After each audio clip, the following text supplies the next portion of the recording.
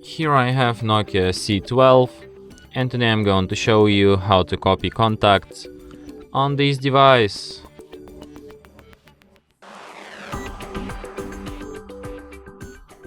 So to do this, firstly you have to open Contacts application, which you have pre-installed on your device. Then you have to switch to the Fix and Manage section, select Manage SIM. Here you can select which contacts you want to import. So then just tap import, and after that these contacts will appear in your phone's contacts list. And that's it. Thanks for watching.